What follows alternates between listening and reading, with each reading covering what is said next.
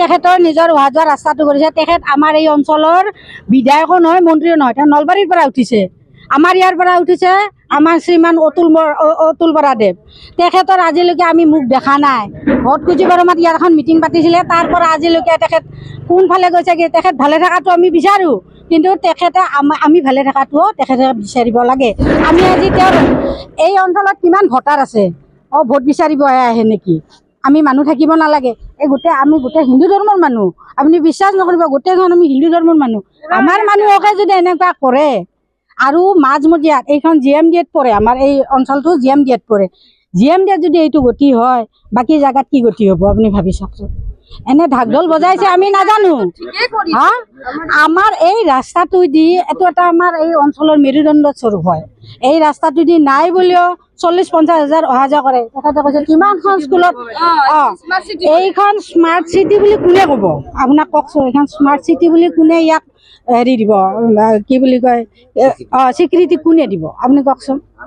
ইমান দুখত পৰিছোঁ আমি এই ৰাস্তাটোৰ কাৰণে। আমি ৰাইজে লাগি লাগি বহুত নলা চলা আমি চাফা কৰোঁ, জানে, বহুত নলা চলা চাফা কৰোঁ।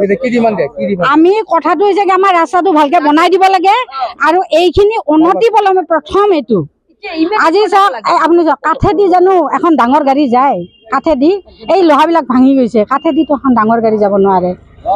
নহ'ল 108 কোনোবা মানুহজনী বা কোনোবা এজনৰ কাৰোবাৰ বাচ্চা হ'ব, এজনী মানুহৰ বাচ্চা হ'ব হ'ল, কোনোবা জানো অসুখ হ'ল, তেওঁ কেনেকৈ 108খন আহিব কওকচোন? 108 নাহিলে আৰু মানুহটো মৰি যাব। এজন মানুহ মৰিলে ঘৰ এখনৰ কাৰণে কিমান কিমান লোকচান, সেইটোতো আৰু চৰকাৰে নুবুজে কাৰণে এইবিলাক গুৰুত্ব দিয়া নাই। আৰু এইবিলাক লোহাৰ দলং হয়, লোহাৰ দলংটো জাং লাগিবই ন।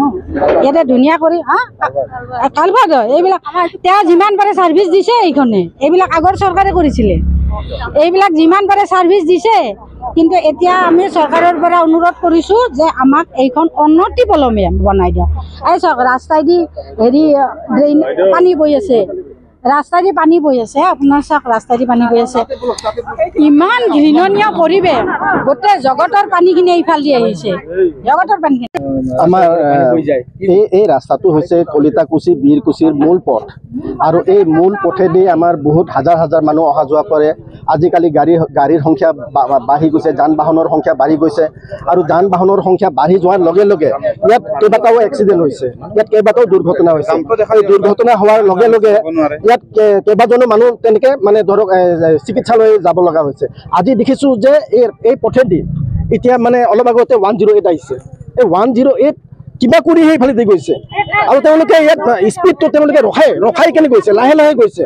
কাৰণ তেওঁলোকেও জানে যে ইয়াত যদি গাড়ীখন সোমাব লগা হয়, তেওঁলোকে পেচেণ্ট লৈ যাব নোৱাৰিব, আৰু পেচেণ্টটো ঘূৰাই লৈ অহাৰ পিছত যে আকৌ পেচেণ্টটোক যদি এই ৰাস্তা দি লৈ যাব লগা হয়, কিবা কাৰণত ইয়াত এক্সিডেণ্ট যদি হয়, পেচেণ্টো ইয়াত লৈ যাব, তেওঁৰো চিকিৎসা নহ'ব।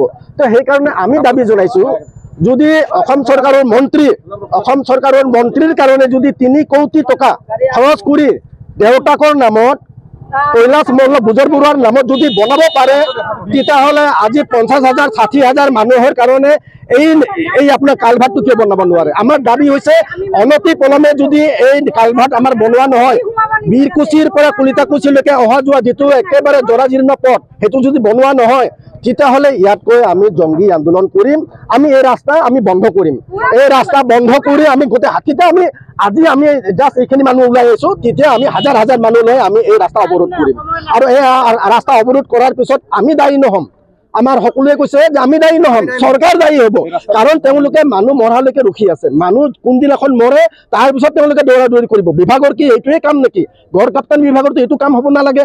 মানুহ নমৰাৰ আগতে, এক্সিডেণ্ট নোহোৱাৰ আগতে এই জৰাজীৰ্ণ পথবিলাক নিৰ্মাণ কৰিব লাগে, বনাব লাগে। এই আমাৰ দাবী অনতিপলমে হ'ব।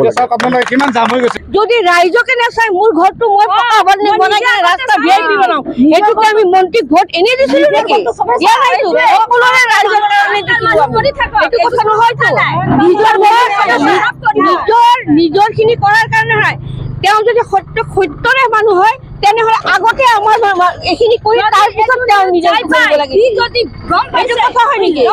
আহিব লাগে আহি আমাৰ ৰাস্তাতে ৰাস্তা কথা নহৈছে আগতে আপুনি গাঁৱৰ মানুহক চাব লাগিব তাৰপিছত আপুনি নিজৰটো চাব যিহেতু আপুনি এটা মন্ত্ৰীৰ পদত আপুনি লৈছে আমিও উঠাইছো আপোনালোকক আমি উঠা নাই আমি উঠাইছো তেওঁলোকক গতিকে তেওঁলোকে ভোট পাই কাউন্সিলৰ হ'ল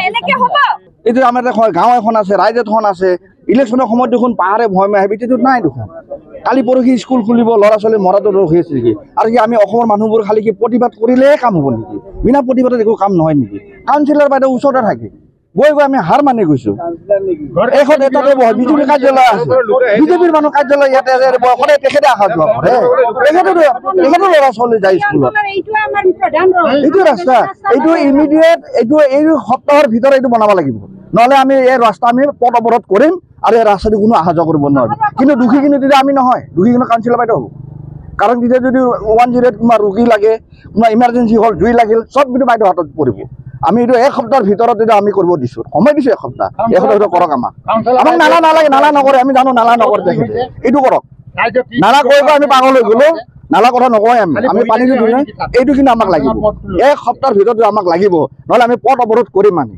কিন্তু নাই কিন্তু বাইদেউ হ'ব